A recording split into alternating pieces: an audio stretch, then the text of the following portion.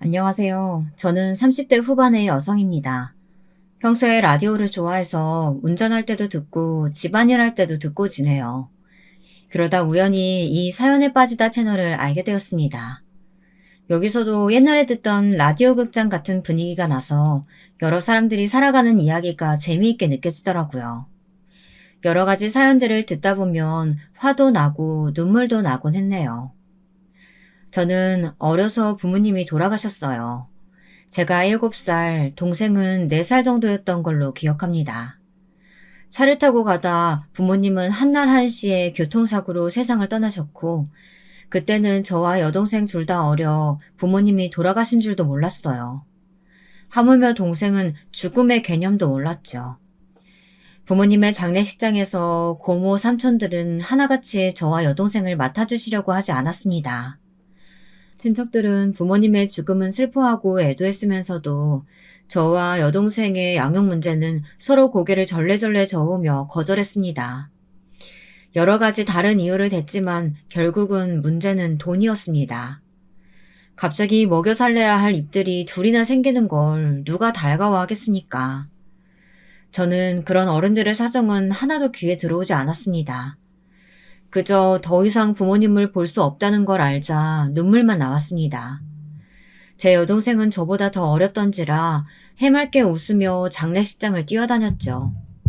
사람들이 많으니 장례식장을 무슨 공원쯤으로 생각했나 봐요.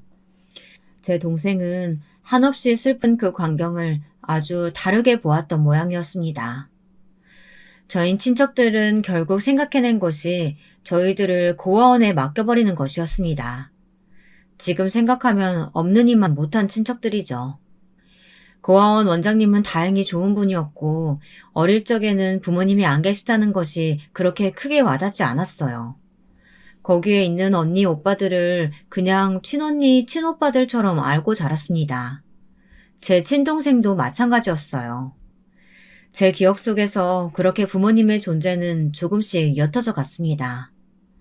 하지만 부모님 없는 서름은 학교에 들어가고 나서부터 시작되었어요. 초등학교를 들어가서 얼마 되지 않아 몇몇 못된 아이들이 반에서 저를 따돌리기 시작했습니다. 어느 날 한 남자아이가 무서운 얼굴을 하고 저에게 다가와 책상을 쾅 치며 저를 놀라게 했어요. 그 아이는 평소에도 우리 반, 옆반 애들 가리지 않고 시비를 잘 걸고 친구를 때리기로 유명한 아이였어요. 야, 너 옷은 빨아입고 다니냐? 왜 이렇게 냄새가 나? 아, 이때 꼬질꼬질한 것 봐. 너 부모 없다며? 우리 반에 너 같은 애가 있으니까 반 분위기가 안 좋잖아. 엄마한테 말해서 너 내일부터 학교 못 다니게 할 거야. 이런 식으로 깡패같이 무서운 아이들이 선동질을 하면 거기에 동조하는 애들, 관심 없는 애들, 둘 중에 하나였습니다. 저는 그런 말을 들을 때마다 귀를 꼭 막고 엎드려 있을 수밖에 없었어요. 제발 이 시간이 빨리 지나가길 마음속으로 빌고 또 빌었습니다. 선생님이 들어오셔서 큰 소리를 쳐야 이 지옥 같은 시간이 지나갈 테니까요. 자, 다들 자리에 앉아. 왜 이렇게 시끄럽니? 거기 너 이름이 뭐더라? 그래, 엎드려 있는 너. 얼른 일어나. 이렇게 선생님도 제 마음을 알아주지 않았습니다. 그저 그 선생님한테는 저는 고아 소녀에 불과했으니까요. 이름조차도 알아주지 않았습니다. 그저 저는 있는 듯 없는 듯 학교에서 투명인간이나 매맞는 고아 소녀가 되어야 했습니다. 심지어는 그 깡패 같은 아이들의 학부모까지 학교를 찾아와 선생님에게 말하는 것이었어요. 반에 부모 없는 아이가 있으니 반 분위기가 나빠진다. 자기 아이들의 반을 바꿔달라. 이렇게 선생님에게 소위 갑질이라는 것을 하는 학부모들도 있었습니다. 그 말을 들은 선생님들은 괜한 화풀이를 하필이면 또 저에게 했습니다. 저에게는 제 편을 들어줄 방패가 되어줄 부모님이 없었으니까요. 반 아이들과 선생님, 학부모들 사이에서 제일 큰 피해자는 바로 저였습니다. 그런 일들이 일어날 때마다 저는 슬프고 화가 났고 세상에게 버림받은 느낌이 들어 밤마다 소리 죽여 흐느껴 울었습니다. 하지만 제 동생에게만은 제가 겪은 서름을 느끼지 않게 해주고 싶었어요. 그래서 저는 고아원에서 받은 간식을 안 먹고 있다가 동생 몰래 쥐어주곤 했습니다. 돈을 벌지 못하는 제가 할 수 있는 일은 그때는 그런 것 뿐이었으니까요. 어린 동생은 제가 내민 간식을 허겁지겁 받아먹으며 저에게 슬쩍 미소를 지어주는 것이었습니다. 저는 하나뿐인 동생을 꼭 안고 울음을 속으로 삼켰습니다. 그러면 동생은 이렇게 말하곤 했어요. 언니, 왜 울어? 언니 내가 모를 것 같아? 학교에서 누가 괴롭혔어? 내가 가서 혼내줄까? 아니야, 그런 거. 언니는 괜찮아. 우리 희영이만 있으면 돼. 우리 꼭 여기서 독립하면 오래오래 같이 살자. 응, 나도 언니랑 같이 살 수만 있으면 너무 좋아. 그때부터 제 결심은 굳어졌습니다. 꼭 성공하고 돈 많이 벌어서 동생과 행복하게 살겠다고 말입니다. 그러기 위해서 공부를 우선 열심히 해야 했어요. 저는 다행히 머리가 좋았습니다. 이를 악물고 공부한 지 얼마 안 돼요. 제 시험 성적은 점점 올라가서 반에서 1등을 차지했습니다. 그랬더니 선생님도 저를 보는 눈이 달라졌고 아이들의 괴롭힘도 줄어들었습니다. 그리고 점차로 학년에서 1등, 전교에서 1등을 하고 나니 아무도 함부로 저를 고아라고 놀리지 못했습니다. 이때 저는 깨달았던 것입니다. 출세를 해야 나를 함부로 못 건드리겠구나. 이런 힘의 논리를 말입니다. 슬프지만 이 세상은 힘있고 권력 있는 자들이 쥐고 있는 것이었습니다. 그들과 대등해지려면 저는 어떻게 해서든 성공해야 했어요. 중학교 때도 고등학교 때도 저는 아이들과 어울리지 않고 공부만 했어요. 어차피 누구와 잘 지낼 생각이 없었습니다. 세상이 저를 보는 눈은 불쌍한 애, 독한 애, 결론은 부모 없는 아이였으니까요. 여러분, 이런 말 아시나요? 예쁘고 공부 잘하는 애는 모범생, 안 예쁘고 공부 잘하는 애는 독한 애라는 말이요. 저는 모범생이 될 생각이 없었습니다. 반 아이들은 학교 끝나면 삼삼오오 모여 학교 앞 분식집에 떡볶이를 먹으러 가자, 영화를 보러 가자 하며 놀러 다니기 바빴습니다. 하지만 그런 시간은 저에게는 사치였어요. 학교 끝나면 독서실에 가서 새벽까지 공부했습니다. 밤마다 코피를 쏟아가며 피곤함도 무릅쓰고 죽어라 공부만 했어요. 그런 저를 원장님은 측은하게 바라보셨어요. 속으로 저를 걱정하고 안타까워하셨나 봐요. 그러던 어느 날 원장님은 저를 불러 이야기해 주셨습니다. 그 내용은 바로 이것이었어요. 수영아, 공부 열심히 하는 너 보는 건 나도 뿌듯하고 기쁘구나. 하지만 가끔은 숨을 돌릴 시간이 필요하단다. 학창시절 지나가면 다시 오지 않는데 너는 추억 하나 없이 공부만 하는 것 같아. 나는 그런 네가 걱정이 되는구나. 좀 더 세상을 크게 보고 마음의 여유를 갖고 살아보는 건 어떠니? 아니요, 원장님.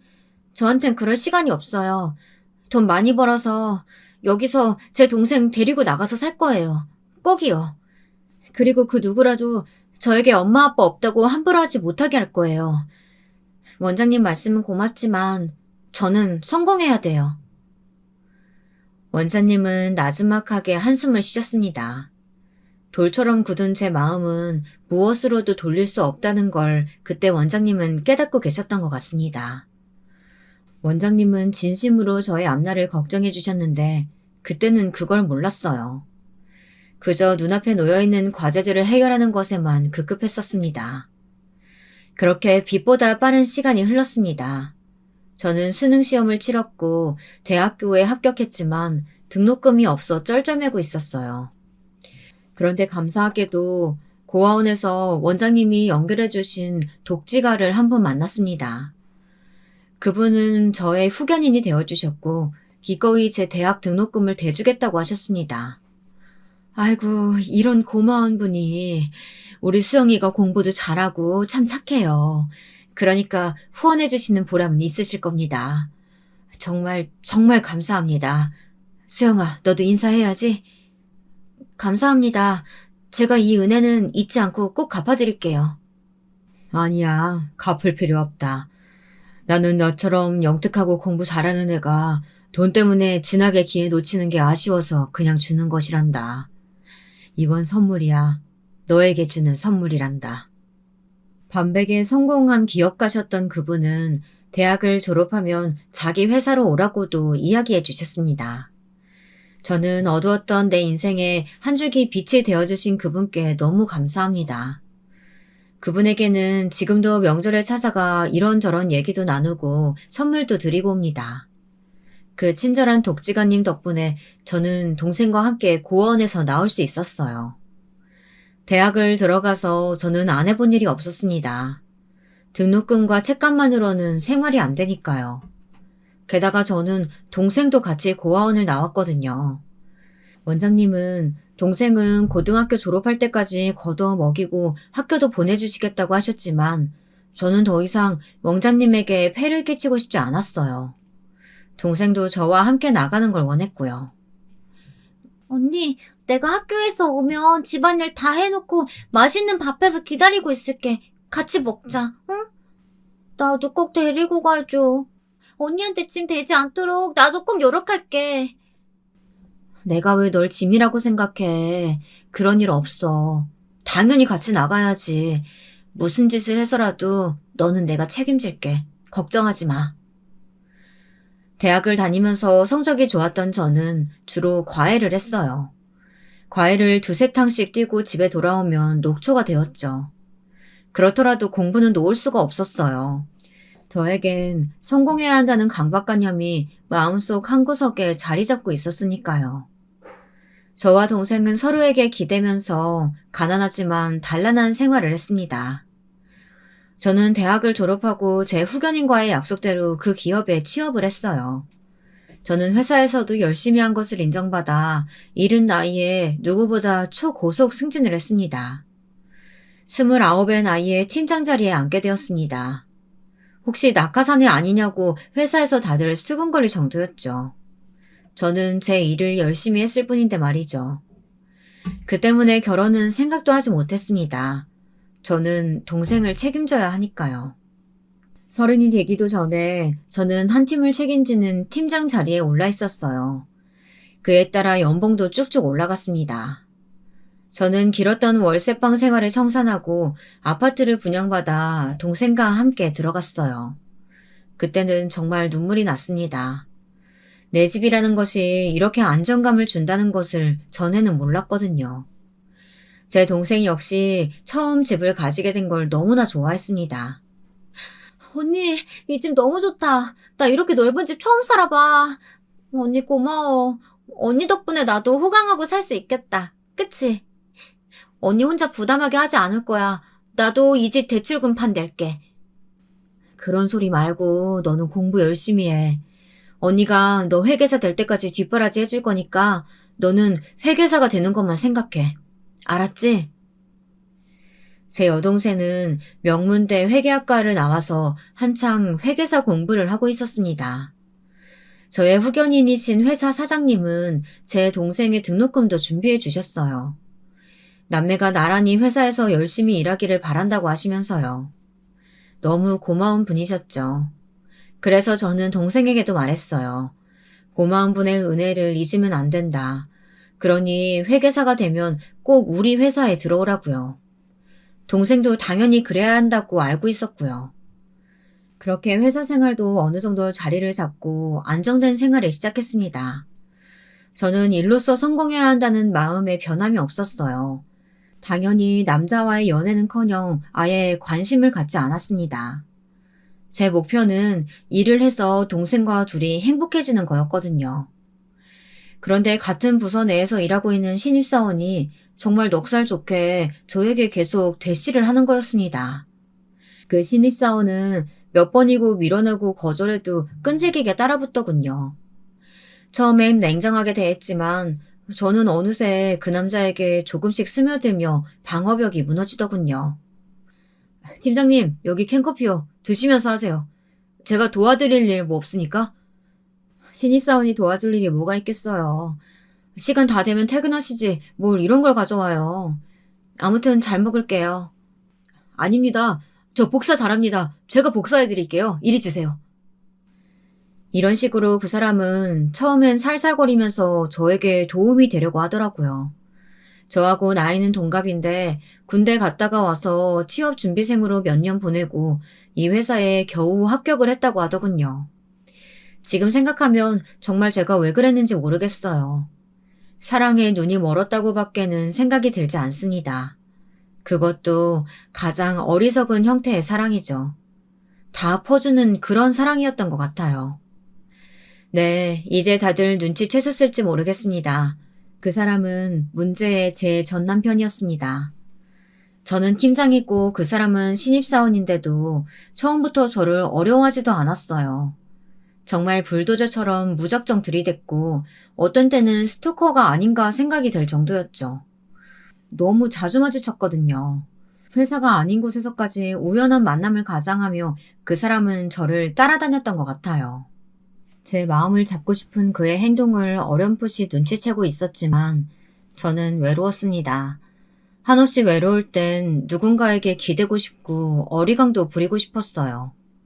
그 남자는 제게 그런 사람이 되어주겠다고 하더군요.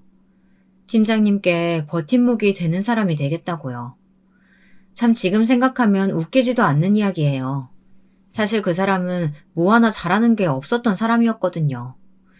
그런데 그때는 그 허당끼가 웃기기도 하고 나름 귀엽더라고요. 그래서 저와 남편은 짧은 연애 기간을 거쳐 결혼이라는 걸 하게 되었습니다. 저희 시댁은 찢어지게 가난하다 할 수는 없지만 그리 넉넉한 형편이 아니었어요. 그 사람도 집에서 독립할 정도로 돈을 모으지도 못했고요. 당연하겠죠. 이제 신입사원이었으니까요. 누가 봐도 제가 아깝다고 두 팔 걷고 말려야 할 결혼이라면서 뒷말들을 많이 했습니다. 회사 내에서도 말이에요. 그런데도 그 사람은 전혀 자존심 상해하지 않더라고요. 아니, 오히려 이렇게 말하더군요. 이런 능력 좋은 여자 차지한 내가 진정한 위너지. 자기는 누가 뭐라고 해도 마음 변하지 마. 난 당신만 있으면 돼. 그렇게 말하면서 그 사람은 정말 아무것도 없이 저와 동생이 사는 집으로 들어왔어요. 참 넉살을 떠나 뻔뻔한 성격이죠. 그런데 그때는 제 눈에 뭐가 씌었던 것 같아요. 정말 둘이 셋이 된다는 것만 해도 좋았습니다. 제대로 된 가족이란 걸 언제 느껴봤는지도 가물가물했거든요. 집안에 든든한 남자가 있고 제 동생 역시 형부가 생겼다면서 좋아했어요. 저는 그때 이렇게 생각했어요. 그래, 돈은 내가 더 벌면 되지. 남편이 생겼으니 나와 동생의 든든한 보호자가 된 것만으로도 만족하자. 힘을 합쳐서 애들도 낳고 하면 더 행복한 가정 꾸릴 수 있을 거야. 이 생각이 얼마나 잘못된 것이었는지 너무나 뒤늦게 깨달았습니다. 시댁은 제 연봉이 1억이 넘는다는 소리를 듣자마자 아예 태도가 싹 달라지고 말았거든요.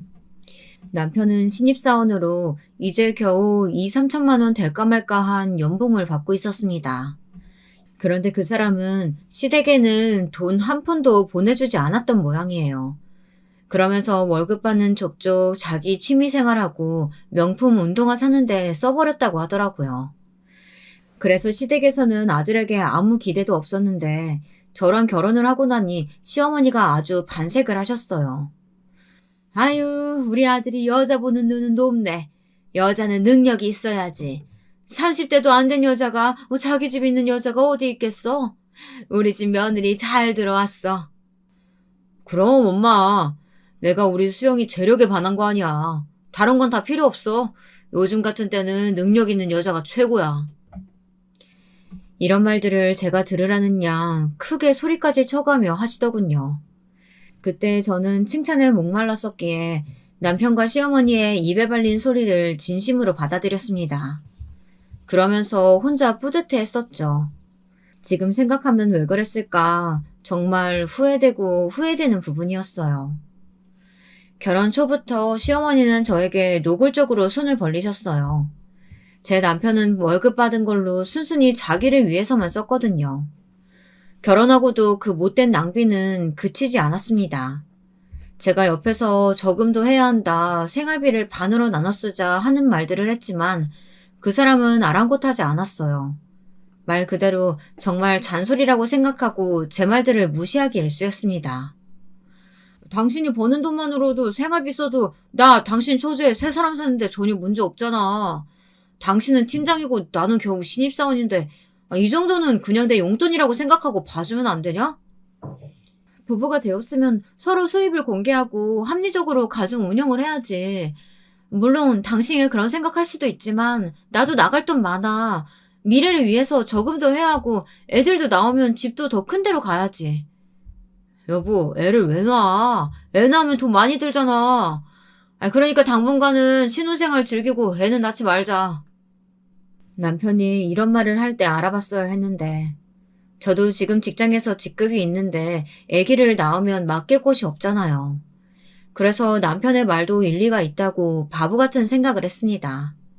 게다가 시어머니는 툭하면 저에게 집에 뭐가 없다, 뭐 사다 달라 이러면서 자꾸 요구를 하는 것이었어요.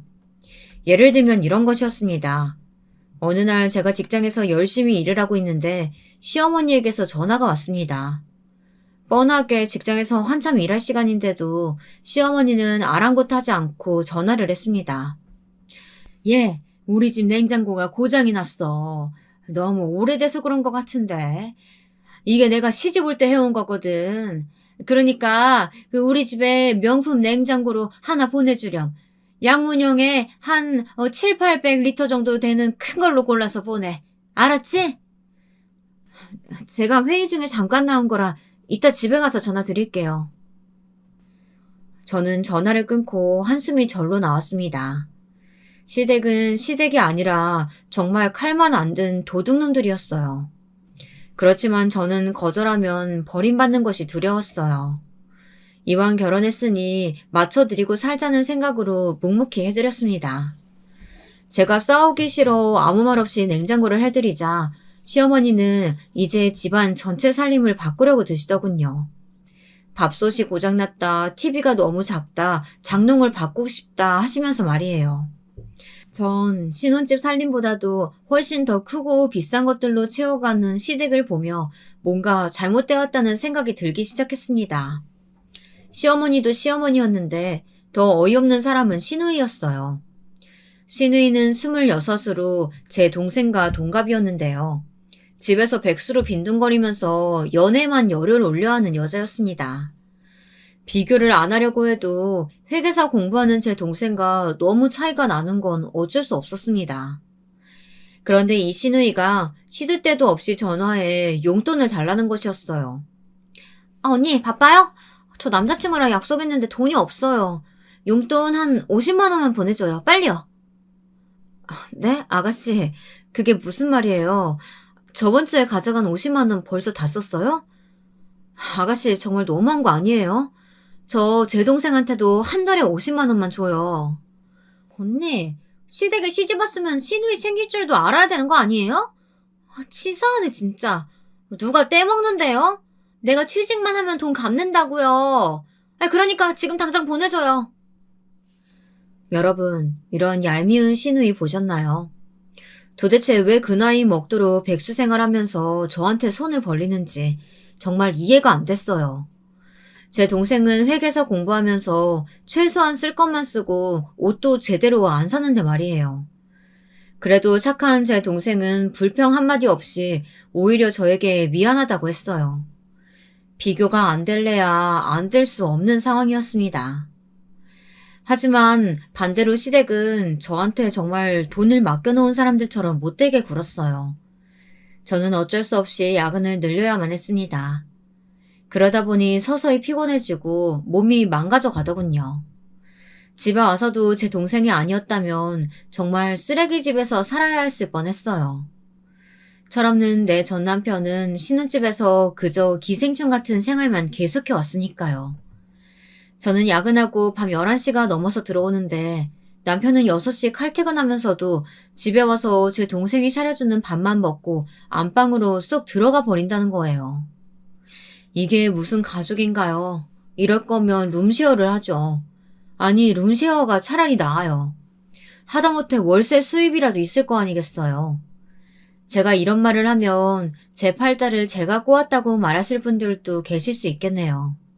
네, 저도 가족이 되면 마냥 좋기만 할 줄 알았고 다들 협동해서 가정살림 나아지게 할 사람들만 만날 줄 알았습니다. 그런데 그게 아니었어요. 가족이란 이유로 뭘 해줘도 고마운 줄 모르고 당연하다고 생각하는 거. 그런 사람들이 정말 많다는 걸 알게 되었어요. 어쨌든 간에 저는 점점 지쳐가기 시작했습니다. 그게 당연하겠죠. 집안에서 돈 버는 사람은 저 혼자뿐인 것 같았습니다. 남편이 있었지만 자기가 버는 돈은 온전히 자기만 위해서 썼으니까요. 온전히 저 혼자 시부모님, 시누이, 제 동생의 뒷바라지 하는 거나 마찬가지였습니다. 정말 밑빠진 독에 물붓기가 따로 없었죠. 콩쥐 팥쥐에 나오는 콩쥐의 심정이 절절하게 공감이 갔어요.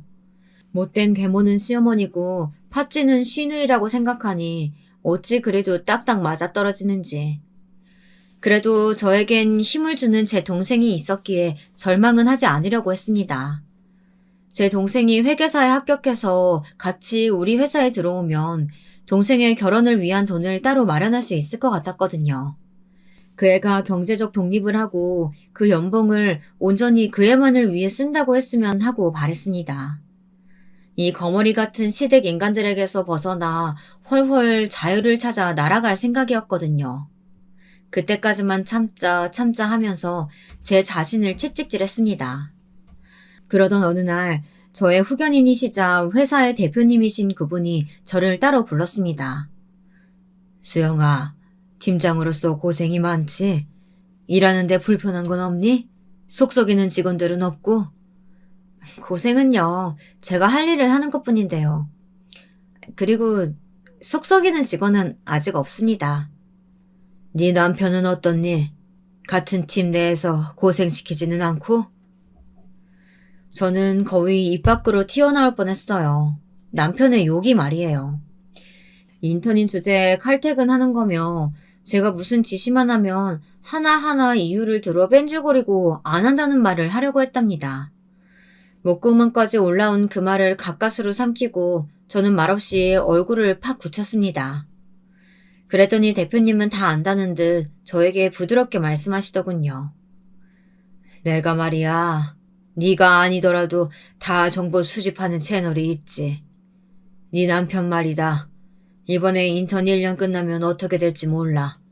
내 생각엔 잘라버려야 할지도 모르겠다. 대표님, 그래도 제가 어떻게든 사람 만들어 볼 테니까 자르지는 말아주세요. 부탁드려요. 미우나 고우나 남편인데. 수영아, 넌 말이야. 너무 착해. 그게 네 인생의 독이 될지도 몰라. 그러니까 정신 똑바로 차리고 사람의 본질을 봐라. 이 아저씨 말 허투루 듣지 마. 알겠니? 마치 거울로 제 마음을 훤히 보듯 꿰뚫고 계시는 그분의 말에 저는 무너질 수밖에 없었어요. 어쩌면 그렇게 제 미숙함을 다 알고 계시는 건지 대표님은 그저 폼으로 회사를 운영하는 것이 아니었습니다. 그런 것이 관록이라는 것이겠죠. 많은 사람을 상대해본 회사 대표님의 사람 됨됨이를 보는 눈은 놀랍도록 정확한 것이었으니까요.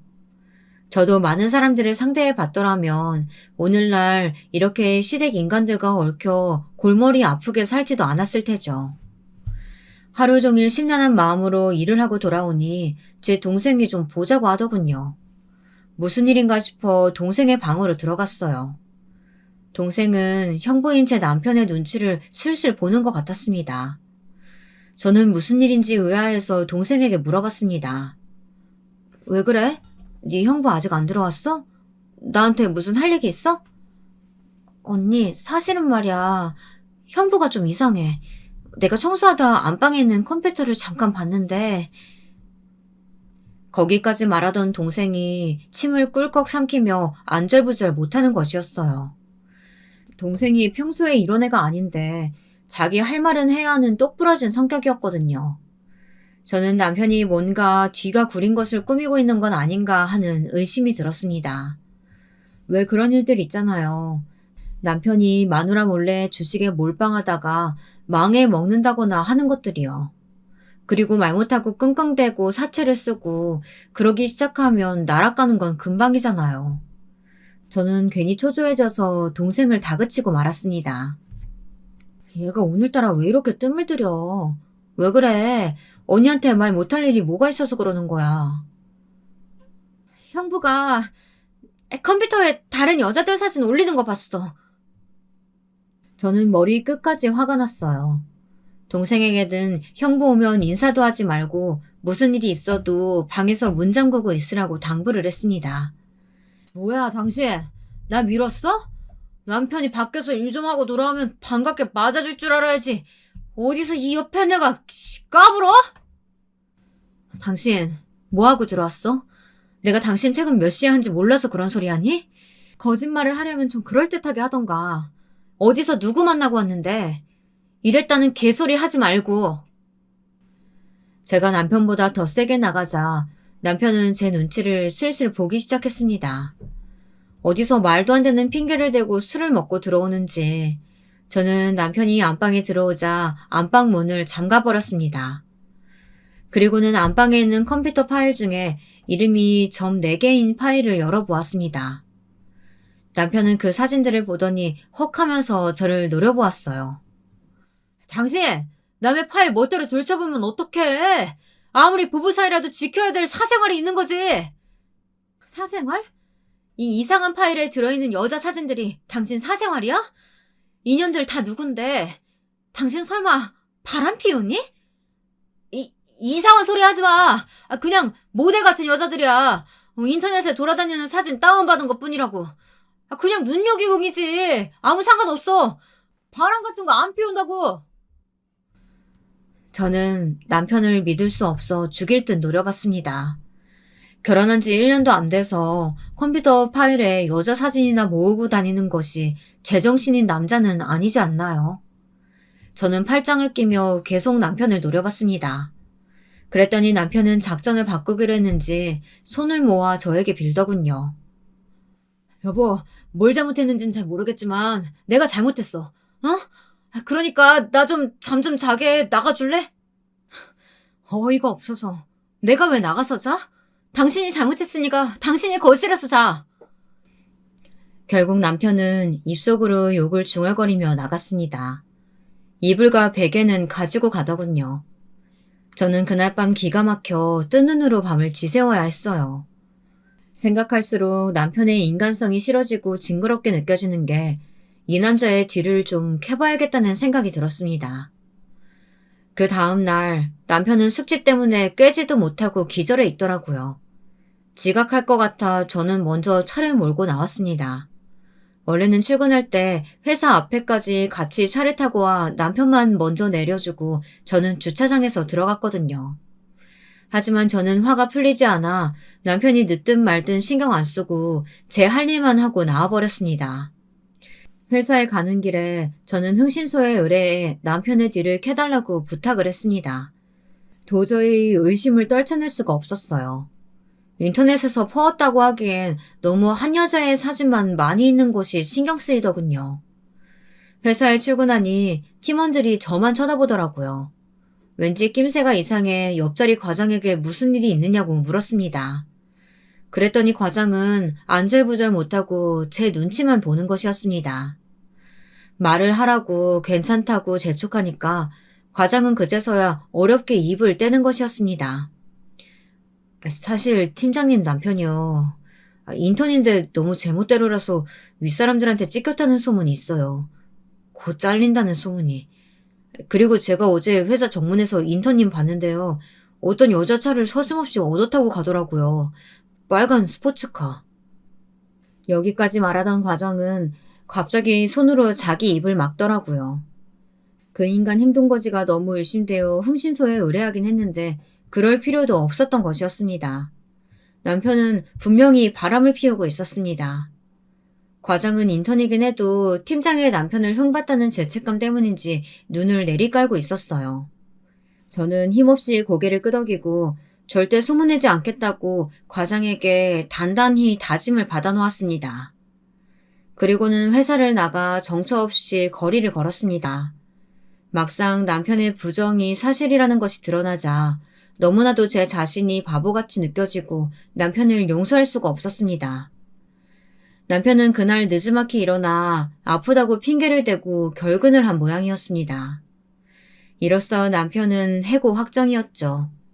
결혼 전에 저에게 살살거리며 쫓아다닌 것도 회사 생활을 어떻게든 편하게 해보려고 했던 거 아닌가 그런 생각이 들더라고요. 제가 좋아서 결혼한 것이 아닌 것 같았습니다. 남편이란 인간의 속성이 그런 것 같았어요. 윗사람에겐 약하고 아랫사람이라고 생각하면 갑자기 태도가 돌변해서 막말하고 소리나 지르는 최악의 인간 있잖아요. 마누라가 직장 상사이니 회사에선 마누라 위세 믿고 까불고 집에 와서는 저를 한유대하듯 하는 것이 정말 최악이었습니다. 그날 회사에서 야근을 하고 있는데 저를 결정적으로 열받게 하는 일이 벌어졌어요. 여러분, 어떤 일인지 궁금하지 않으신가요? 이번에는 제 시어머니가 제 복장을 뒤집어 놓더라고요.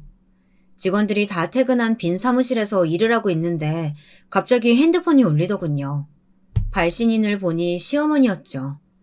저는 이미 남편에게 화가 나 있는 터라 받지 않으려고 했습니다. 그랬더니 시어머니는 회사 전화로 전화를 하는 것이 아니겠어요? 얘, 왜 이렇게 전화를 안 받아? 시애미가 전화하면 째깍째깍 받아야지. 이래서 부모 없는 애들은 아유 버릇이 없다는 게 티가 난다니까. 무슨 일이세요? 이 한밤중에 전화하실 일이 뭐가 있다고요? 그리고 제 부모님 없는 게 어머님이랑 무슨 상관이 있나요? 말끝마다 고아니 부모 없는 애니 그런 상처되는 말 좀 그만하세요. 제 목소리에 가치가 돋쳐있자 시어머니는 잠시 움찔하신 듯 말이 없으셨습니다. 남편의 바람만으로도 머리가 터질 것 같은데 불난 데다가 기름을 부어도 분수가 있죠. 어떻게 안 좋은 일은 한꺼번에 오는지 모르겠습니다. 이렇게 제가 까칠하게 나가자 시어머니는 아주 잠시 주춤했지만 곧 싸가지 없는 목소리로 말을 이어갔습니다. 예, 사실은 우리 집이 이번에 전세 만기인데 우리가 더 큰 집으로 이사 가려고 하니까 너 5천만 원만 보내라. 그동안 네가 바꿔준 가전들이 꽉 들어차 있어서 이번에는 집이 좁아지지 뭐니. 그러니까 내 말은 거시기 이제껏 20평대 아파트에서 숨도 못 쉬고 살았으니까 나도 넓은 데로 이사 좀 가보자. 아무튼 이 시애미 말 알겠지? 이번 달 말까지 이 5천만 원 만들어서 보내. 뭐라고요? 제가 안 된다고 말할 기미가 보이자 시어머니는 잽싸게 전화를 끊어버리셨어요. 자기 할 말만 하고 끊어버리는 예위 따윈 밥말 안 먹은 시댁 인간들에게 저는 완전히 질려버렸습니다. 저는 이혼을 결심했어요. 이건 잘못된 결혼이고 빨리 끊어내는 게 맞는 거라는 걸 뼈저리게 깨달았습니다. 내일이라도 이혼 변호사와 상담해서 이 지긋지긋한 남편과 시어머니 그리고 시누이의 얼굴을 안 보고 사는 것이 소원이 되었습니다. 저는 동생을 만나 이런 일들을 의논할까 하다가 금방 마음을 고쳐먹었습니다. 회계사 공부만 해도 벅찬 아이에게 너무 많은 짐을 지우기 싫어서였어요. 제 동생이 너무 착하다 보니 제가 골치 아픈 말을 하면 제 나름대로 고민이 많아질 것임을 잘 알았어요. 저는 동생이 회계사 시험에 합격하기 전까지는 이혼에 관련된 일은 저 혼자 해결하기로 했습니다. 물론 앞으로 일체의 시댁에 도움을 주지 않기로 결심도 했고요. 그런데 여러분, 나쁜 일은 정말 겹쳐서 온다는 말이 맞나 봐요. 며칠 후 저는 정말 하늘이 무너지는 소식을 들었습니다. 그 소식은 제 동생이 길 가다 교통사고를 당했다는 거였습니다. 그날은 비가 부슬부슬 내리는 날이었어요. 간밤에 꿈을 꿨는데 꿈자리가 뒤숭숭했어요. 저는 마음이 심란한 채로 일어나 출근 준비를 했습니다. 그런데 평소에 저보다 더 일찍 나가서 도서관에 자리 잡고 있던 제 동생이 그날따라 일어나지를 않고 있더라고요. 저는 동생이 어디 아픈지 걱정돼 동생 방문을 두들기고 말했습니다. 희영아, 오늘은 늦게 일어났니? 이제 8시 넘어가니까 슬슬 일어나서 도서관 가서 공부해야지. 하지만 동생은 대답이 없었어요. 몇 번을 두드려도 답이 없길래 저는 그냥 문을 열고 들어갔습니다. 그랬더니 동생이 눈만 겨우 뜬 채로 기운 없이 누워 있었습니다. 전날 밤을 샌 듯 눈 밑에 거무죽죽하게 다크서클이 져 있더라고요. 그런 모습을 보니 동생이 측은하게 느껴졌어요. 그래서 그날은 하루 쉬는 것이 어떠냐고 권했습니다. 그러나 동생은 제 얼굴을 보더니 억지로 몸을 일으켜 말했습니다. 아니야. 언니가 이렇게 고생하는데 내가 얼른 회계사 돼야지. 합격만 하면 우리 행복해질 수 있는 거야. 이깟 감기 별거 아니야. 사람이 쉴 때도 있어야지. 오늘은 집에서 공부해보든지. 아무도 없으니까 괜찮지 않을까? 아니야. 집에 있으면 괜히 딴 생각만 나고 TV만 보게 돼. 도서관에 가든지 카페라도 나가서 할게. 언니, 오늘도 화이팅! 회사 잘 다녀와. 동생은 억지 미소를 지으며 저를 출근시켰습니다. 차를 몰고 회사로 가면서도 저는 동생이 걱정돼 견딜 수가 없었어요. 퇴근하면 내일 아침엔 꼭 병원에 같이 가야겠다고 생각했습니다. 동생 혼자 가라고 하면 귀찮다고 잘 안 갔거든요. 회사에 가서도 동생이 걱정돼 일이 손에 잡히질 않더라고요. 그날따라 남편도 실수가 잦고 전체적으로 마음이 회사에서 붕 떠 있었어요. 그 순간 동생의 폰으로 전화가 왔고 저는 걱정하는 마음으로 얼른 받았습니다. 그러나 그 목소리의 주인공은 동생이 아니었습니다. 동생이 횡단보도에서 차에 치여 그 자리에서 죽었다는 구급대원의 목소리였어요. 대표님, 제 동생이, 희영이가, 저 이제 어떻게 살아요? 네? 어떻게 이런 일이. 수영아, 일단 정신 바짝 차리고 있어. 장례식에 관한 건 다 나한테 맡기렴. 대표님은 막힘없이 동생의 장례식을 주관해 주셨어요. 그리고 저를 대신해 동생의 장례식 비용을 다 대주셨습니다. 지금까지 제가 가장 믿고 의지할 이유가 충분하신 분이죠. 그러나 소식을 듣고 뒤따라온 남편과 시부모님들은 대표님이 모든 결정을 하는 것조차 마음에 들어하지 않으셨어요. 왜 가족들이 있는데 생판 남인 회사 대표가 동생의 장례에 관여하는 것이었습니다. 저는 그 말을 듣고 너무나도 화가 났습니다. 동생 장례식에 와서 일은 못 도와줄 망정 남처럼 서서 고인을 욕이나 하고 있던 인간들이 할 말인가요? 시댁 인간들은 정말 남의 일 보듯 제 동생의 장례식에 관심도 없었습니다.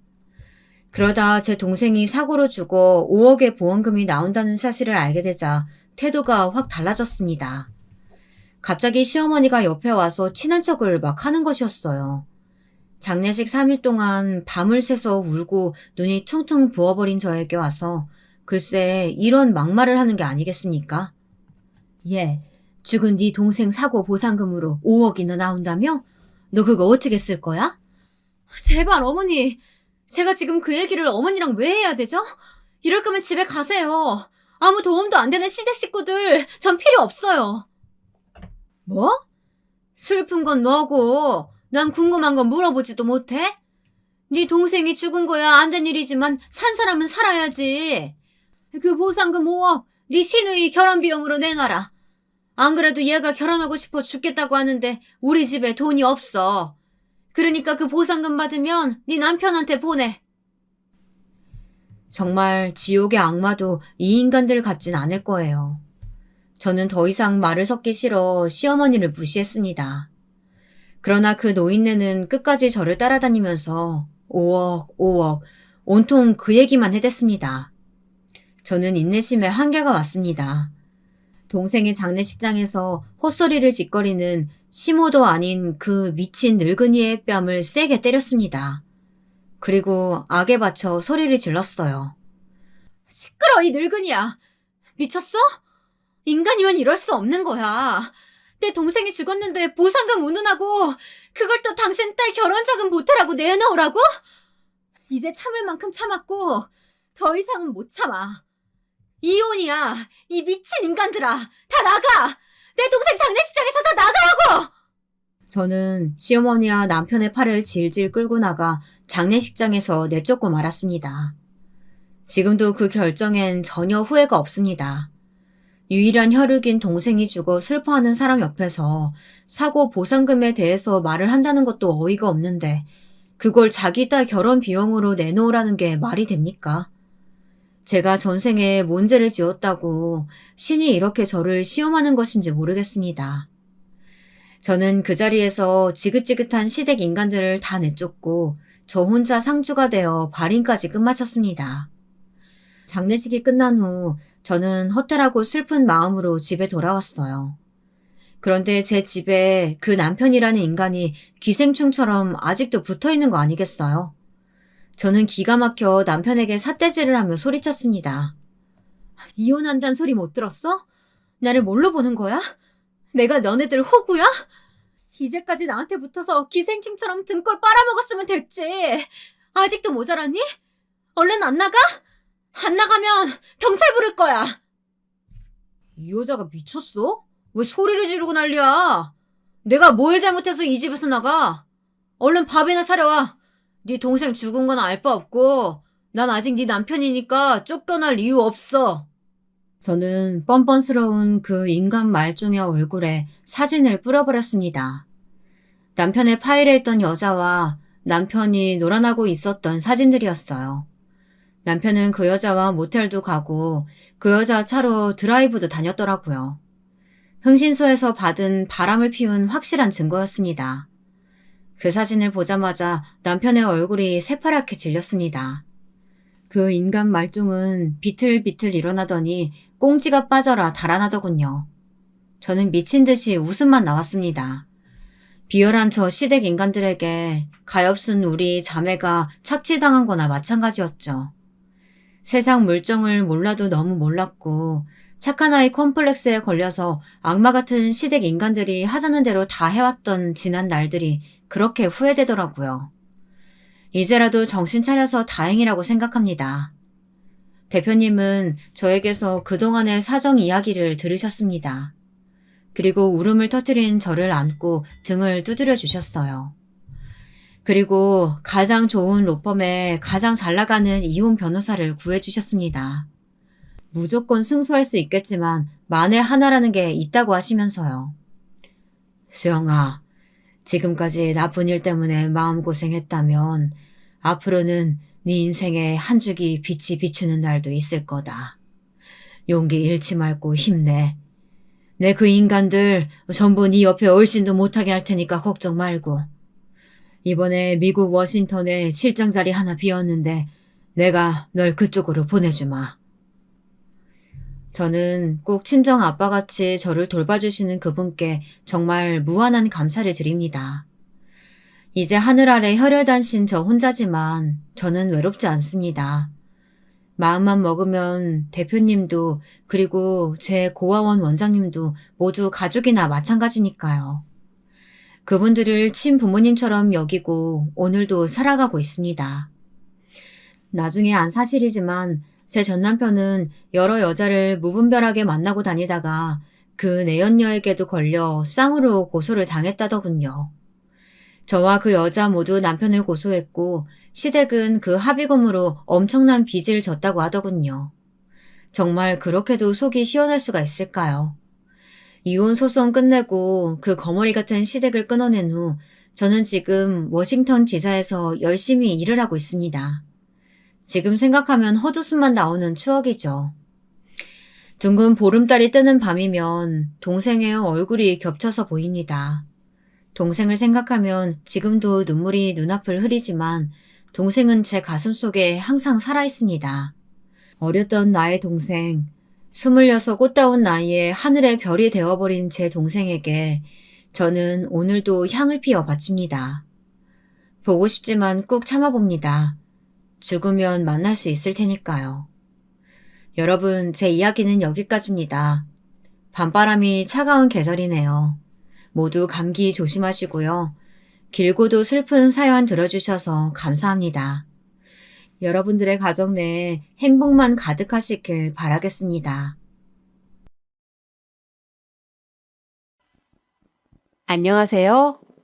요즘은 세상살이 만만치 않다고 느껴지는데요. 그래도 사연 채널의 사연들을 들으며 위로받고 있는 30대의 평범한 여성입니다. 아직 결혼을 하진 못해서 주변 친구들 떠나는 걸 보며 나도 언젠간 얼른 결혼하고 싶다는 생각만 많이 하고 있어요. 오늘 제가 이 사연 채널에 사연을 신청하게 된 건 다름 아닌 저희 가족 이야기를 들려드리기 위해서인데요. 사실 이런 얘기 창피하기도 하고 부끄럽기도 해서 한 번도 남에겐 제대로 해본 적이 없었습니다. 근데 얼마 전 큰일을 겪고 나니 생각이 바뀌었어요. 소가리만 하고 살아 그런가 이젠 제 입으로 얘기를 할 때가 온 것 같더라고요. 그래서 사연을 신청하게 되었습니다. 제 나름대로 큰 용기를 가지고 쓰는 사연이니 끝까지 들어주신다면 정말 감사할 것 같습니다. 어디서부터 이야기를 해야 할지 사실 좀 막막한데요. 아무래도 유년 시절부터 차차 이야기를 꺼내가는 게 좋을 것 같아요. 저는 어린 시절 그다지 행복한 가정에서 자라지 못했습니다. 부모님은 매일같이 싸우셨고 특히 아버지와는 사이가 그리 좋지 못했어요. 저희 아버지는 흔히 말하면 아주 가부장적인 분이셨는데 여자 일 따로 남자 일 따로 있단 주의셨어요. 그래서인지 아버지가 정상적으로 회사를 다니실 땐 어머니를 그리도 못 살게 구셨어요. 아니, 당신, 내가 설거지 이거 해놓으라고 했어, 안 했어? 대체 정신을 어디다 두고 다니는 거야? 집에 있는 사람이 이거 하나 제대로 못해? 진짜 일하고 와서 사람 피곤해 죽겠는데 내가 이런 것까지 일일이 신경 써야 해? 아, 여보, 그게 아니라 오늘 애가 친구랑 놀다 조금 늦게 들어와서 우리가 저녁을 방금 먹었어요. 금방 상 치우려 했는데 마침 당신이 들어왔어요. 그래서 뭐 어쩌라고? 그리고 지은이 너는 왜 늦게 들어와?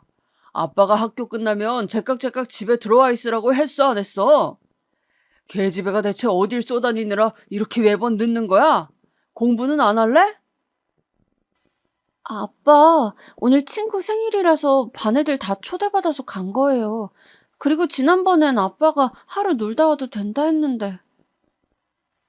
너 어디서 아빠 말에 토를 달아? 어디서 그런 못된 걸 배웠어? 조용히 안 해?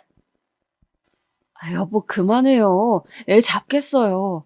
내가 잘못했어요. 내가 제대로 해놓을 테니 그만하고 씻고 주무셔요. 저희 집 분위기는 매번 이런 식이었습니다. 아빠는 집안의 왕처럼 군림하고 계셨고 그 아래에 있는 저와 엄마는 언제나 아버지 눈치를 보며 살아야 했죠.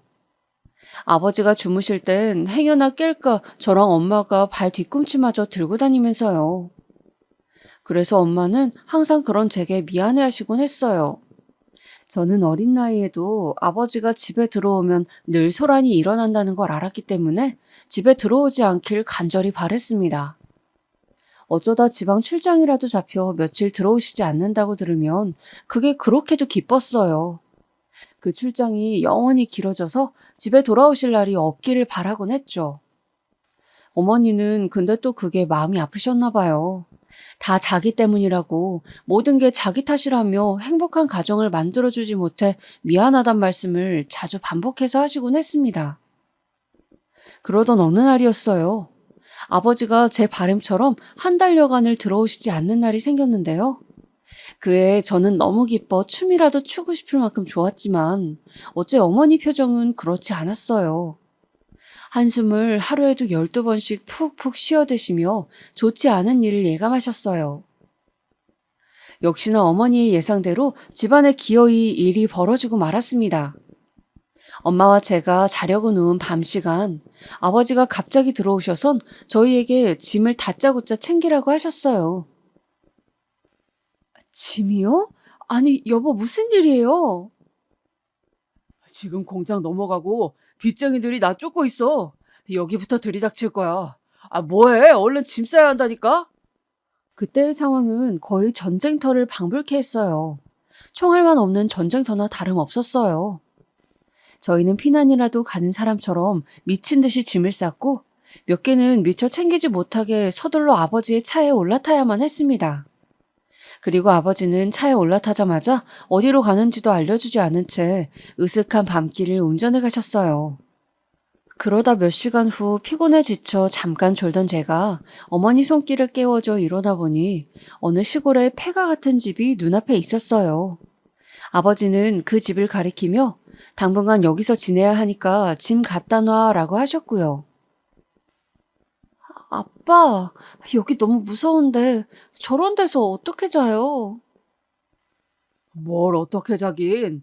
지금 우리 집 상황이 꼴락서니가 됐는데 그런 철없는 말이 나와? 당장 안으로 들어가. 귀신이라도 나올 것 같은 집에 들어가기가 무서워 아버지 옷자락을 잡고 조그맣게 소리를 내어보았지만 아버지는 곧바로 저를 안으로 밀어넣으셨습니다. 그리곤 어머니 역시 하는 수 없다는 듯 길게 한숨을 쉬시며 제 손을 잡고 천천히 안으로 들어가셨죠. 그날 밤은 잠을 한숨도 잘 수 없었습니다. 집안은 불도 켜지지 않았고 꿉꿉하고 이상한 냄새가 가득했는데 이제 이런 집에서 영원히 살아야 한다는 게 믿기지도 않았고 정든 친구들을 다시 못 본다는 생각에 슬퍼져 눈물이 계속 고였기 때문이지요. 어머니는 그런 저를 말없이 꼭 껴안아 주시며 등을 토닥여 주셨지만 제 슬픔은 쉽사리 허물어지지 않았습니다. 하지만 상황이 어찌되었건 그렇게 저희 가족은 폐가 같은 곳에서의 생활을 시작하게 되었어요. 그리고 아버지는 도착하시자마자 사실상 곧바로 떠나야 하시게 됐습니다. 빚 갚기 전까지만 여기서 생활하는 거니까 당신이 지은이 데리고 살고 있어. 당신은 어떻게 하고요? 나는 돈 벌러 가야지. 어떻게든 지금 내 형 돈까지 빌려서 상황이 최악이야. 살려면 이런 수밖에 없어. 일할 땐 있고요. 노가다판이라도 나가야지. 알아봐 놓은 데가 몇 군데 있어. 아무튼 몇 달 갔다 올 테니까 잘 지내고 있어. 아버지가 떠나시고 나서 어머니와 저 혼자 덩그러니 남겨졌는데 어머니 눈에서 막막함과 슬픔이 느껴졌습니다. 허나 어머니는 어떻게 해서든 저 하나를 먹여 살리겠다고 제 손을 잡고선 시골 밖으로 걸어나가 근처에 있는 식당들을 유심히 살펴보시기 시작했어요. 아마도 시골 안에선 할 수 있는 일이 마땅치 않으니 어머니께선 식당 일을 하시며 돈을 버시는 게 낫다고 생각하신 모양이었어요. 그런데 너무 한참을 돌아다니다 보니 배가 고프더라고요. 저도 모르게 배꼽 시계가 계속 울리자 어머니는 배고프니 하고 물어보셨죠.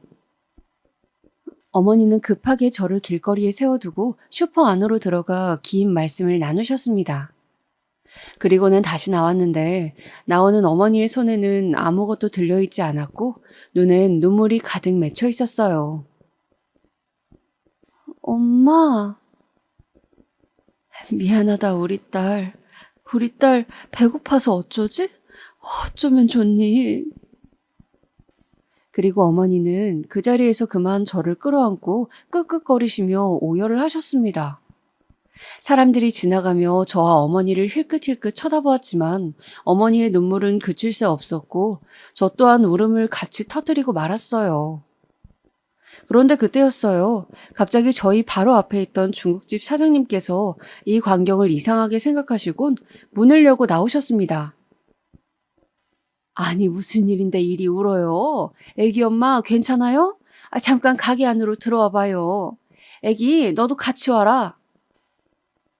중국집 사장님의 따뜻한 말씀에 저와 엄마는 가게 안으로 들어가 앉았고 내어주신 짜장면을 먹으며 급하게 허기를 달랠 수 있었습니다. 사실상 어머니는 뭘 먹어도 얹힐 것 같다며 짜장면에 별로 손을 대지 않으셨지만 사장님께 계속 감사하다는 인사를 하셨어요. 그러다 이내 이어진 사장님의 질문에 어머니는 천천히 사정을 털어놓게 되셨죠. 아니 근데 왜 대낮에 길거리에서 애를 붙잡고 울고 있었던 거예요? 내가 얼마나 놀랐는지 알아요? 무슨 딱한 사정이라도 있는 거예요? 사실은 저희 애기 아빠 사업이 망해서 갑자기 여기로 어제 이사를 오게 됐어요. 근데 돈이 한 푼 없이 나오는 바람에 마땅히 먹을 것도 없고 그래서 일자리를 찾고 있었어요.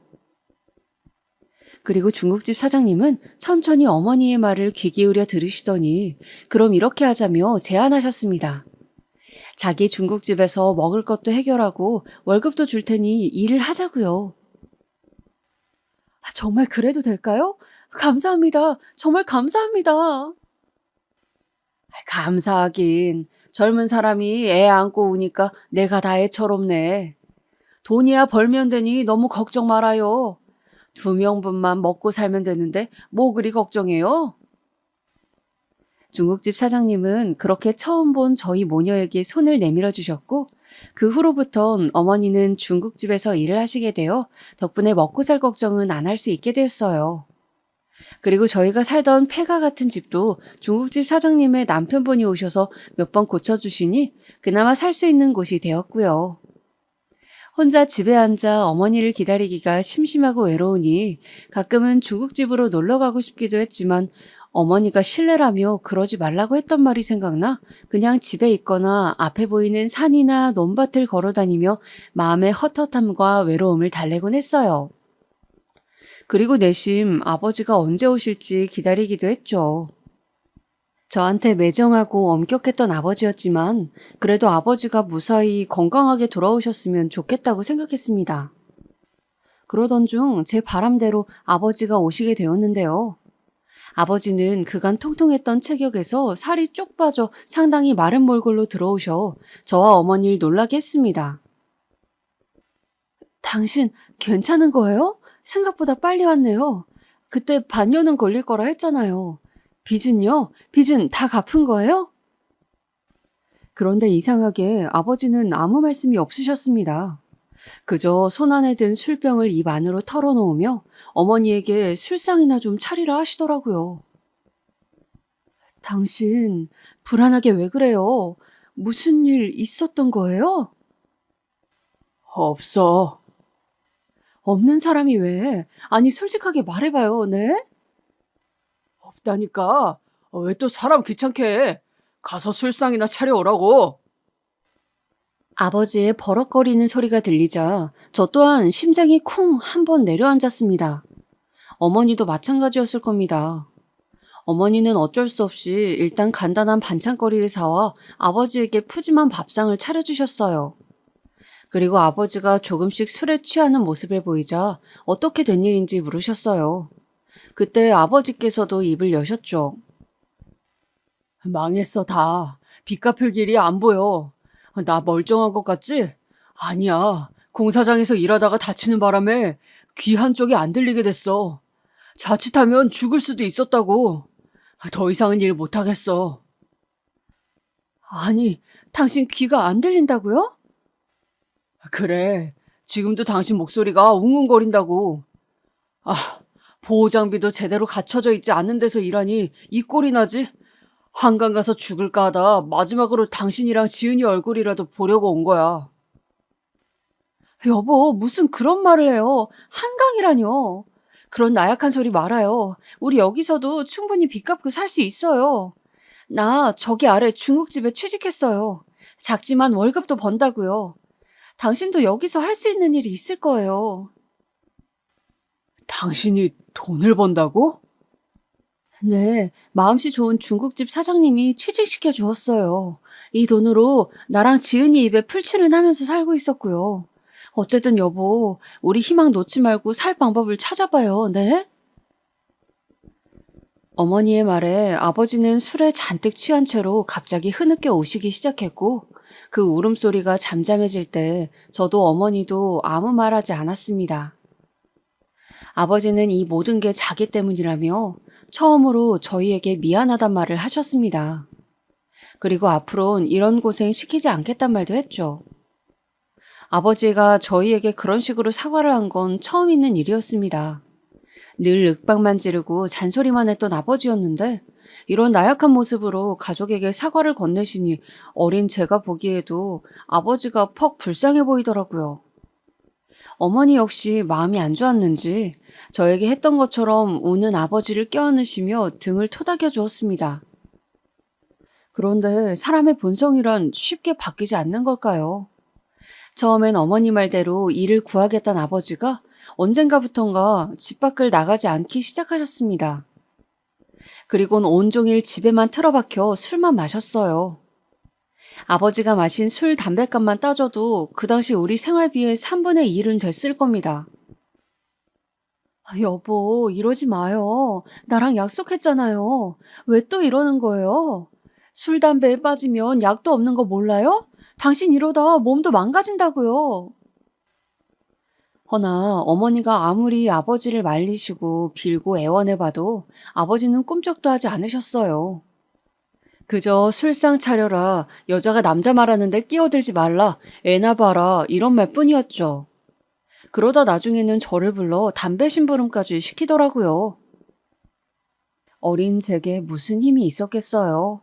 버럭거리는 아버지가 무서워 사오라면 사오고 시키는 건 뭐든 해야 했죠. 그러다 보니 당시엔 저에 대한 소문이 마을에 쫙 나 있었습니다. 어른들은 저를 술병 걸린 아버지 딸이라고 불렀고 가끔은 담배 심부름하는 딸이라고 부르기도 했습니다. 뭐가 되었든 둘 다 제게는 수치스러운 별명들이었습니다. 특히나 학교에선 더욱 그랬죠. 시골에 정착하면서 작은 학교에 다니기 시작했는데 시골 학교 특성상 서로서로 다 아는 집안이고 말이 전해지기도 쉬우니 거기서도 저는 놀림 대상이었습니다. 야, 너 오늘도 담배 심부름했냐? 진짜 불쌍하다. 아빠가 너 때리진 않아? 아이들은 비웃으며 이런 말을 하곤 했고 저는 그럼 잔뜩 위축이 되어 말을 버벅거리다가 화장실로 도망가곤 했습니다. 그런 저를 찾으러 오는 건 항상 선생님뿐이셨죠. 선생님은 우는 저를 달래며 지은아, 괜찮아, 괜찮아 하고 달래주셨지만 그때는 제가 처한 현실이 너무 비극적이란 생각밖에 들진 않았습니다. 얼른 하루빨리 성인이 되어 이 시골을 벗어나고 싶었고 어머니를 데리고 아버지에게서 도망치고 싶었습니다. 당시 어머니는 너무 힘들게 일을 하고 계셨습니다. 어머니에 대한 이야기를 하려니 지금도 눈물이 나려 하는데요. 어머니는 중국집에서 원래 일을 하고 계셨다가 그 중국집이 망하게 되면서 옆에 있는 국밥집으로 일자리를 옮기게 되셨습니다. 그런데 하필 국밥집 사장님이 무척이나 인심이 나쁜 분이셨어요. 아랫사람들을 함부로 대하는 것으로 유명하셨고 저희 어머니에게도 툭하면 반말과 욕설을 섞어 말하시곤 했어요. 어느 날엔 학교가 끝나고 어머니가 보고 싶어 잠시 국밥집에 들렸는데 국밥집 사장님과 어머니 사이에 시끄러운 소리가 오가고 있더라고요. 아니, 내가 그니까 이거 국물량 똑바로 하라 그랬니? 안 그랬니? 이렇게나 많이 주면 이게 얼마나 손해인 줄 알아? 네가 토해낼 거야? 네가 물어낼 거냐고? 죄송합니다, 사장님. 손님분이 조금만 더 달라 해서. 달라는 대로 다 줘? 넌 어쩜 그리 일머리가 없냐? 어? 이런 식으로 일하면 잘리는 수가 있어. 알겠어? 네, 죄송합니다, 사장님. 그 광경을 보는데 그만 저도 모르게 그곳으로 뛰어들어가 사장님에게 바락바락 소리를 지르고 싶었습니다. 근데 그러면 어머니께서 괜히 더 창피하고 곤란해지실 것 같아 차마 그러지 못하겠더라고요. 그래서 못 본 척 뒤돌아서야 했습니다. 집으로 걸어가는 와중에도 아까 어머니가 짓던 그 표정이 떠올라 한없이 눈물이 쏟아졌죠. 그리고 마음속에 도끼 섞인 결심 하나가 생겼습니다. 지금부터 공부를 열심히 해야겠다고요. 저희 집을 일으킬 수 있는 방법은 제가 잘 되는 것 말곤 없었기 때문에 그러려면 대학부터 가야겠다는 생각이 들었습니다. 일명 사자 직업을 달아 어머니를 호강시켜드리고 싶었어요. 그래서 그때부터 저는 공부를 무척 열심히 했습니다. 장학금으로 대학을 갈 수 있다는 이야기를 들었기 때문에 장학금을 받을 각오로 공부해야 했기에 한 권의 문제집을 몇 번을 지우고 풀어가며 공부를 했어요. 그리고 정필요한 문제집은 잘 살고 공부 못하는 친구에게 다가가 필기 노트와 문제집을 교환해 얻어내기도 했습니다. 돈으로 사야 하는 것들을 그런 식으로 채워나가니 저에게도 희망이 보였습니다. 허나 제가 그렇게 불도 안 끄고 공부를 하고 있으면 이 희망을 꺾는 건 아버지였어요. 아버지는 잔뜩 술에 취한 목소리로 제 공부를 방해하곤 했습니다. 그때만 해도 저 역시 머리가 컸기 때문에 아버지에게 저 정도로 맞설 순 있었습니다. 그러면 아버지는 자신이 제가 아버지를 무시한다며 동네 떠나가라 소리를 지르곤 하셨어요. 그 때문에 저는 집에서 나와 길거리에서도 공부를 하고 가로등 있는 곳을 찾아 그 아래에서도 공부를 하곤 했죠. 지금 생각하면 공부하기 너무 열악한 환경이었습니다. 이런 제 마음을 알아주시는 건 어머니밖에 없었죠. 우리 딸 요즘 공부하느라 힘들지?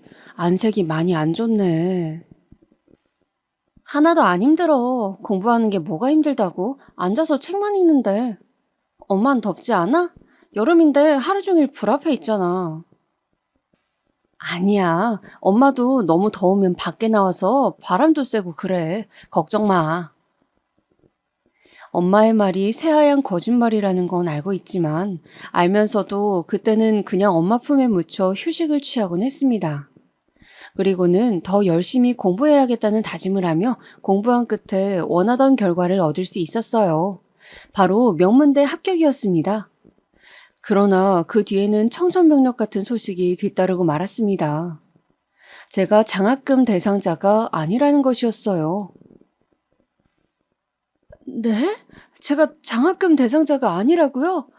말도 안 돼. 어떡해. 합격을 했음에도 불구하고 저는 장학금을 받지 못한다는 사실에 엉엉 울었습니다. 어머니에게 최대한 부담드리지 않고 내 힘으로 벌어 가고 싶은 대학이었는데 어찌나 서럽던지 하늘이 저를 외면한다는 생각마저 들었습니다. 하지만 어머니는 우는 저를 외려 야단치셨어요. 네가 왜 대학 등록금을 걱정해? 엄마가 있는데. 엄마가 일단 입학 등록금 정도는 모아뒀으니까 이 돈으로 대학 가. 그리고 틈틈이 중간중간 엄마가 열심히 벌어서 줄 테니까 걱정하지 말고 공부만 해. 엄마, 말이 되는 소리를 해. 입학 등록금이 얼만데 엄마한테 그 돈이 있다는 거야. 아니야. 엄마가 국밥집에서 일하면서 사실 시간 날 때 가끔 소일거리로 시장에 내다 파는 것들이 있었는데 그게 꽤 돈이 됐어. 그래서 우리 딸 대학 보내주려고 틈틈이 저금해놨지. 이 돈 들고 대학 가면 돼. 그러니 울지 마, 우리 딸. 엄마가 그 정도도 못 해줄까 봐? 그제야 제 눈에 일하시느라 손금이 닳아 없어진 엄마의 손이 보였습니다.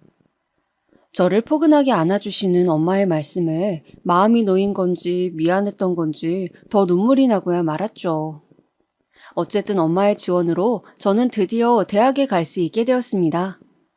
서울의 대학교에 올라가고 나선 새로운 세상이 열린 듯 했습니다. 다양한 개성을 가지고 전국 각지에서 온 친구들이 많더라고요. 걔중엔 잘 사는 친구들도 많았고요.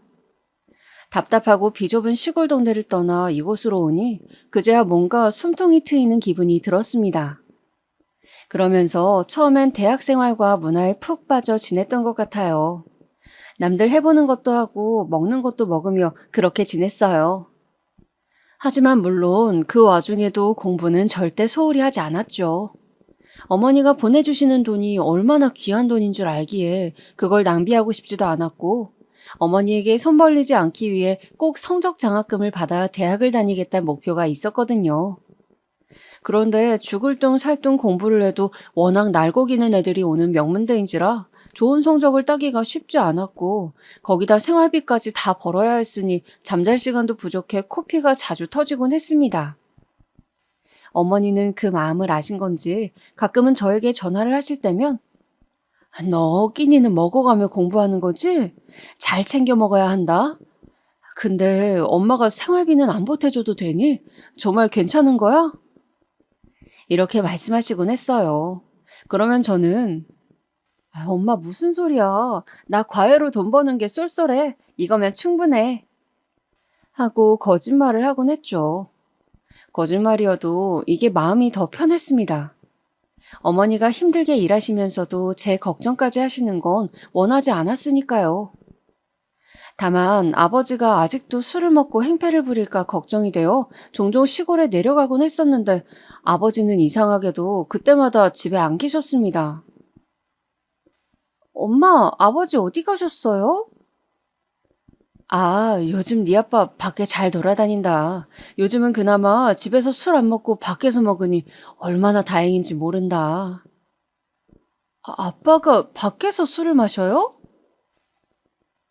어머니는 오히려 아버지가 밖에서 술을 마시니 사람을 괴롭히지 않아 다행이라 하셨고 저도 차라리 그 편이 낫다고 생각했습니다. 그런데 동네 아주머니들이 한 번씩 제가 지나가면 수근거리는 소리가 들리더라고요. 처음에는 반가워서 그러시는가 했더니 반가우면 다가와 인사를 건네셔야 하는데 그러지도 않았습니다. 그때는 도대체 왜 저러시는지 알 수가 없어 궁금해만 하며 지나갔죠. 그리고 한 번씩 그렇게 집과 서울을 오가며 대학을 다니다 졸업반이 되었을 땐 구직 활동을 열심히 했어요. 솔직히 말씀드리면 얼른 대학을 졸업하고 어머니를 서울로 모시고 올라오고 싶은 마음이 굴뚝 같았습니다. 제가 정기적으로 돈을 벌게 되면 그게 가능해질 테고, 그러면 어머니의 노고도 줄어들 테니까요. 그래서 더 절박한 마음을 임했던 것 같아요. 목표는 무조건 대기업이었습니다. 그 정도 월급은 받아야 어머니와 저 둘이 사는데 여유롭고 충분한 생활이 될 것 같았어요. 그리고 저는 대기업에 들어갈 나날만을 기다리며 반년간 구직 활동에 매달렸습니다. 그러다 청천벽력 같은 소식을 듣게 되었죠. 그날도 여지없이 이력서를 쓰고 있었는데 다름 아닌 어머니의 마을 동네 친구분에게서 전화가 걸려왔어요. 지은아, 너 얼른 집에 좀 와봐야겠다. 네? 무슨 일인데요? 네 엄마가 쓰러져서 지금 병원에 실려왔어. 뭐라고요? 알겠어요. 곧바로 갈게요. 엄마가 밭에서 일하다 쓰러졌다는 소식에 저는 곧바로 시골로 향하는 버스를 끊었습니다. 버스를 타고 가는 내내 초조한 마음뿐이었습니다. 엄마의 연세도 이제 적지 않았고 어려서부터 밭에서 쓰러졌다 돌아가신 어른들을 몇 분 보았기 때문에 더 걱정이 되었어요.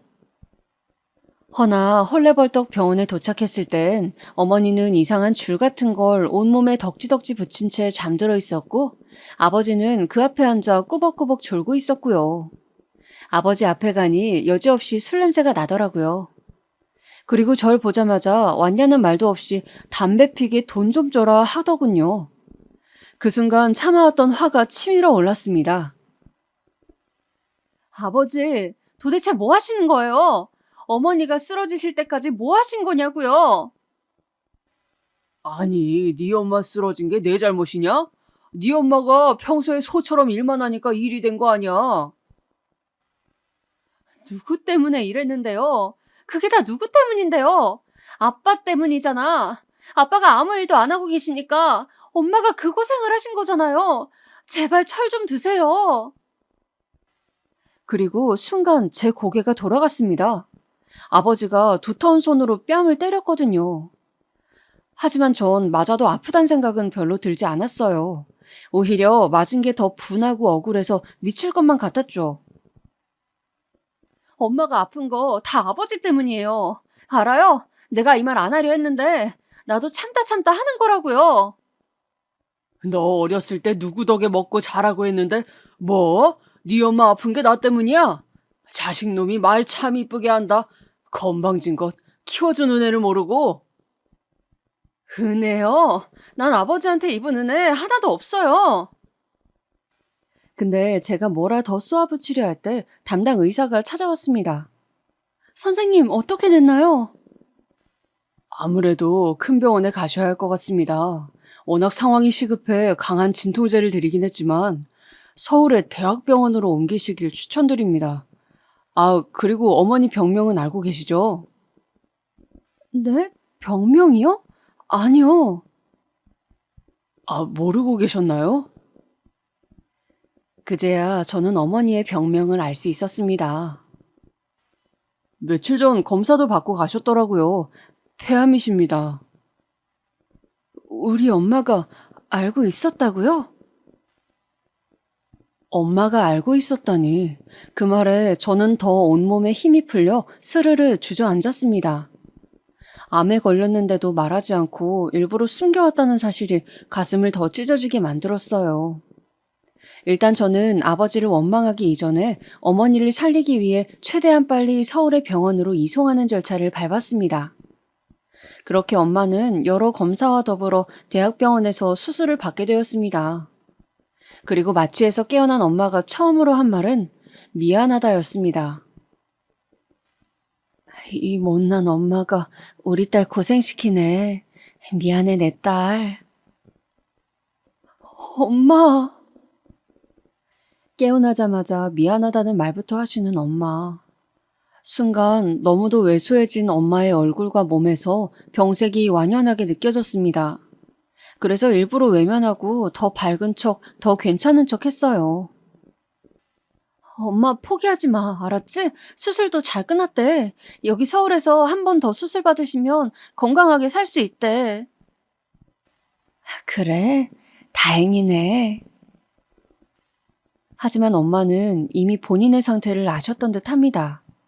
살 확률이 너무나도 적다는 것을요. 수술을 받으시고 항암 치료를 받으시면서도 제가 사온 음식을 넘기지 못하셨고 그걸 미안해하며 손을 꼭 붙드셨습니다. 그러던 어느 날은 저를 조용히 부르시더군요. 지은아, 엄마가 할 말이 있는데.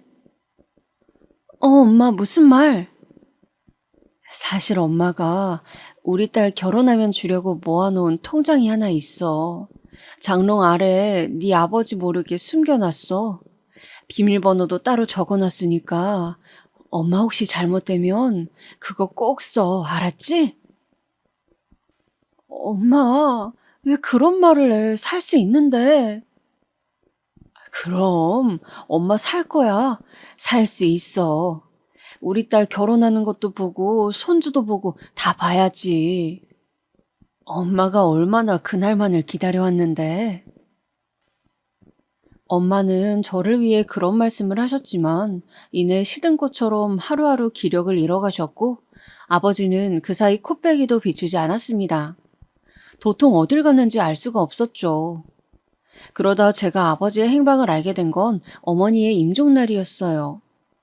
어머니는 그날따라 유독 숨을 가파르게 쉬었고 그 전날 밤에도 몇 번이나 고비를 넘기신 후였습니다. 그 때문에 보는 저도 조마조마했죠. 의사 선생님께서는 마음의 준비를 하시는 게 좋겠다고 말씀하셨지만 저는 어머니를 떠나보내지 못하고 있었습니다. 그럴 준비가 되지 않았죠. 다만 아버지에게는 어머니가 떠날 것 같으니 지금 바로 병원으로 와달라는 전화를 걸었습니다. 아버지가 올지 안 올진 모르겠지만 그렇게 홀로 병실을 지키며 어머니를 지키고 있을 때 근데 마침 핸드폰으로 전화가 왔습니다. 받아보니 지원한 회사에서 온 연락이었습니다. 혹시 김지은 씨 맞으신가요? 네, 맞는데요? 축하드립니다. 최종 면접에 합격하셨어요. 입사일은 다음 주인데 다음 주 출근 가능하신가요? 제가 합격을 했다고요? 바로 제가 최종 합격했다는 전화였죠. 그 소식을 듣자마자 엄마에게 달려가 전했습니다. 엄마, 나 좋은 소식 있어. 나 대기업 합격했어. 내가 가고 싶었던 곳이야. 연봉도 많고 이제 엄마 모시고 서울에서 살 수 있어. 엄마 더 이상 이제 총구석에서 고생하지 않아도 돼. 아이고, 우리 딸 장하다. 그래, 아주 잘했어. 장하다. 누구 딸이기에. 엄마, 이제 더 이상 거기서 고생하지 않아도 돼. 나랑 같이 평생 살 수 있어. 그래, 고맙다. 우리 딸, 고마워. 하지만 고맙다 말씀하시는 어머니의 숨소리는 점점 옅어지셨고 천천히 제 손을 놓으셨습니다. 그렇게 어머니의 숨이 끊어지셨죠. 생각해보면 참 아이러니한 일이었습니다. 그토록 바라던 합격 전화를 받았는데 어머니는 세상을 떠나시고 그런데 어머니의 죽음을 믿지 못하고 꺽꺽대며 오열하는 사이 복도에서 익숙한 목소리가 들렸습니다. 그래, 이런 절호의 기회가 없다니까? 내가 여보랑 가려고 최저가 이벤트 상품 티켓 끊어놨어. 이때가 아님 언제 우리가 유럽을 가보겠어. 그래, 티켓 끊어놨다니까? 걱정 마. 이 목소리에 선뜻한 기분이 들어 천천히 밖으로 나가보니 핸드폰으로 통화를 하고 있는 사람은 다름 아닌 아버지였습니다. 제 아버지요. 아버지는 제가 자신을 보고 있는 줄도 모르고 신나게 떠들어대고 있었죠.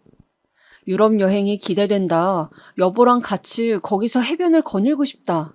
샴페인도 마시자 등등 아버지에게 상간녀가 있는 줄도 몰랐지만 그것보다도 어머니의 임종날 병원까지 와 상간녀와 통화를 하며 낄낄대던 아버지를 용서할 수가 없었습니다. 저는 곧바로 아버지에게로 달려가 핸드폰을 빼서 내동댕이 쳐버렸습니다. 아버지가 절 놀란 눈으로 바라보더군요. 지은아? 당신이 사람이야? 짐승 새끼지? 엄마가 아니라 당신이 갔어야 하는데, 당신이 떠났어야 하는데. 지은아, 내 말 좀 들어봐라, 잠시만. 악에 바친 제 고함 소리가 병원을 뒤흔들었고 아버지는 놀란 듯 주춤거리다 이내 쏜살같이 병원 밖으로 도망가 버리더군요. 허나 그런 아버지를 붙잡고 세게 내팽개쳐 버렸습니다. 그리고 말했습니다. 반드시 이 일에 대한 대가를 치르게 해주겠다고. 각오하세요, 아버지. 아버지가 사라지고 난 후 전 정말로 일이 이렇게 된 이상 어머니의 장례를 다 치르고 이 빚을 꼭 갚아드리겠다 결심하였습니다. 장례를 치르는 동안은 엄숙한 마음으로 어머니를 떠나보내며 지난 날들을 회상하려 했습니다. 그러나 순간순간 그 추억들 속에 끼어든 아버지의 추악한 만행들이 머릿속을 시끄럽게 만들었죠. 돈 안 벌던 어머니를 구박하던 것, 술병으로 위협하던 것, 실패하고 난 후엔 어머니만 지질이 고생시키며 자신은 상간녀를 끼고 논 것. 아버지만 아니었다면 어머니가 100배는 아니 1000배는 행복했을 거란 생각이 머릿속에서 떠나질 않았습니다. 아버지만 없었더라도 왜 마을 사람들이 제게 진즉 아버지에 대해 일러주지 않았는지 원망스러울 지경이었죠. 또한 제가 서울로 올라가 혼자 공부를 한다는 이유로 어머니를 시골에 내팽개친 것 같아 그마저도 너무 후회가 되었습니다. 저라도 옆에 있었더라면 건강검진을 한 번이라도 일찍 받아볼 수 있었을 텐데, 그럼 이런 이른 나이에 돌아가시지 않아도 되었을 텐데, 순전히 가족 뒷바라지만 하다 제대로 된 행복 한 번 누리지 못하고 떠난 어머니가 불쌍하고 가여워 미쳐버릴 것만 같았어요. 그렇게 괴로운 장례식이 끝나고 난 후엔 복수를 위해 마음을 다잡았습니다. 일단 흥신소를 고용해 일단 아버지의 상간녀가 누구인지부터 조사해보았습니다. 젊은 여자였고 유흥업소에서 일하는 여자인데 아버지와 만난 지는 3년 정도 되었다 했어요. 그리고 한 가지 재미있는 사실도 알게 되었는데요. 어떻게 아버지에게서 비행기 탈 돈이 생겼나 궁금하여 뒷조사를 해봤더니 여자랑 아버지가 도박으로 사람들에게 사기를 치고 다닌 모양이더라고요. 그러니까 둘이 한 패거리였던 거죠. 전문 사기꾼 패거리. 무슨 영화에나 나올 법한 일이었지만 어쨌든 범죄는 범죄였습니다. 단단히 응징받아야 할 범죄였죠. 저는 이 둘을 철저하게 망가뜨려주기 위해 가장 손쉬운 방법을 택했습니다. 네, 거기 경찰서죠? 제가 신고할 사람이 하나 있어서요. 오늘 오전에 경찰서로 들리겠습니다. 경찰서에 가 제가 조사한 자료들을 넘겨주며 아버지와 그 여자를 고소했죠. 직접적인 피해자는 아니었지만 피해자들이 상당했던 터라 어려울 건 없었습니다. 조사 결과 생각보다 이 두 사람 꽤 대범했더라고요. 초저가 이벤트 상품을 알아보지 않아도 될 정도로 수많은 사기건이 있었고 이로 인해 피해 금액도 엄청났습니다.